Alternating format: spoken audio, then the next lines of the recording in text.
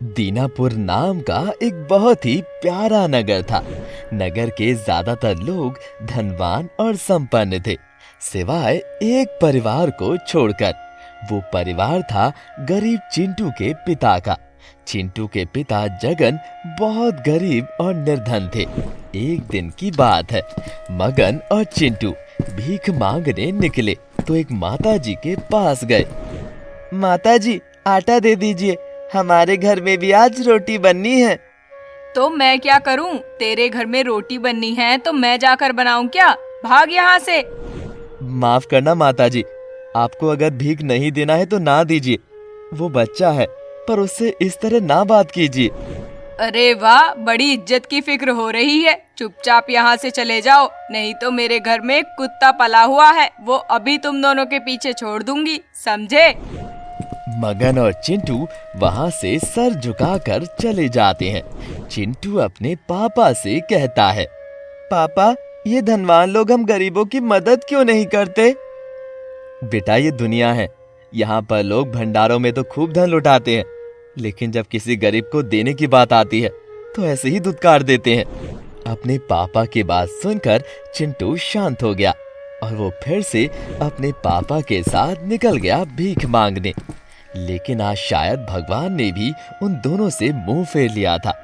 आज दोपहर से शाम हुई और शाम से रात, लेकिन आज नगर के किसी भी व्यक्ति ने उन दोनों की किस्मत पर रहम नहीं खाया और किसी ने उन्हें भीख नहीं दी। मगन उदास मन से घर आ गया। आज चिंटू को भूखे पेट ही सोना पड़ा।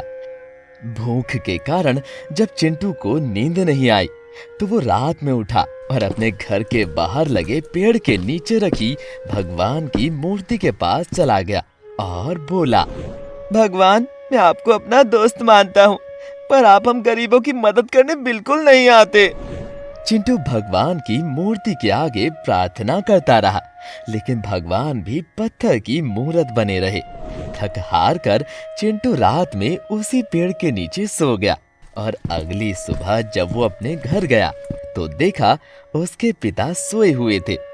वो अपने पापा के पास गया और अपने पिता को जब उसने छू कर देखा तो उनका बदन भट्टी की तरह तप रहा था। शायद वो बीमार पड़ चुके थे। उसके पिता ने आंखें खोली और चिंटू से कहा, हाँ हाँ बेटा, आज मेरी तबीयत बहुत खराब है। आज तो मैं तेरे साथ भीख मांगने भी नहीं जा पाऊंगा। हाँ हाँ। पापा, मैं अकेले चला जाऊंगा, आप आराम करिए, शायद आज भगवान मेरी सुन ही ले। चिंटू आज अपना भीख का थैला लेकर अकेले ही निकल गया भीख मांगने। उसने पूरी जोर से लोगों के सामने हाथ फैला फैला कर भीख मांगी, लेकिन कोई भी उस छोटे बच्चे की मदद तो दूर, उसे देखना भी पसंद नहीं कर रहा था। अंत में उसकी आंखों में आंसू छलक आए और वो मायूस होकर पेड़ के नीचे बैठ गया। तभी एक बूढ़ा आदमी हाथ में लाठी लिए चला आ रहा था। वो चिंटू के पास आया और बोला, बेटा, तेरे पास कुछ खाने को हो तो दे दे, बड़ा भूखा हूँ। बाबा, मेरे पास तो इस समय एक चावल का दाना भी नहीं है, मैं आपको क्या दे सकता हूँ? बेटा, भूख के कारण मेरे प्राण जा रहे हैं, तू कहीं से कुछ मांग ला बेटा, भगवान के लिए। चिंटू बेचारा मायूस था। वो फिर से भीख मांगने लगा, लेकिन किसी ने भीख नहीं दी। अंत में उसे एक डॉक्टर दिखाई दिया। वो डॉक्टर के पास गया और डॉक्टर से भीख मांगने लगा। डॉक्टर ने कहा, देख बेटा, मैं भीख तो नहीं दे सकता, हाँ, रात का खाना पड़ा है, चाहे तो वो ले जा। डॉक्टर साहब, क्या आप मुझे मेरे पापा के लिए दवाई भी भीख में दे सकते हैं? उनकी तबीयत रात से बहुत खराब है। देख बेटा, मेरे पास खाना है, ये ले जा, दवा तो पैसे से आती है, समझे? लेकिन चिंटू के पास पैसे नहीं थे। वो उस बूढ़े आदमी के लिए खाना ही ले आया और खाने को उसे दे दिया, जिसे खाकर बूढ़ा तृप्त हो गया और खुश होकर बोला, बेटा, तूने आज इस बूढ़े को भूख से मरने से बचा लिया। देखना, भगवान तेरी मदद भी जरूर करेंगे।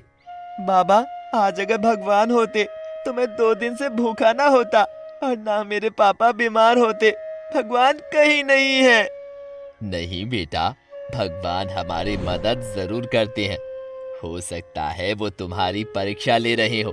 तुम निश्चिंत रहो, भगवान जरूर मदद करेंगे। ये कहकर वो बूढ़ा आदमी अपना काम बनाकर चला गया। रात हुई तो चिंटू अपने घर जाने लगा। तभी उसने देखा उसके घर के पास एक बड़ी गाड़ी खड़ी है। उसे देख चिंटू हैरान हो गया और अंदर जाकर देखा तो एक बड़े डॉक्टर उसके पापा का इलाज कर रहे थे। घर में तरह तरह के पकवान रखे थे। ये सब देख चिंटू हैरान हो गया और अपने पापा से बोला, पापा ये क्या है? तभी वो डॉक्टर बोला, बेटा मैं बताता हूँ। आज एक बूढ़े बाबा मेरे क्लिनिक में आए थे।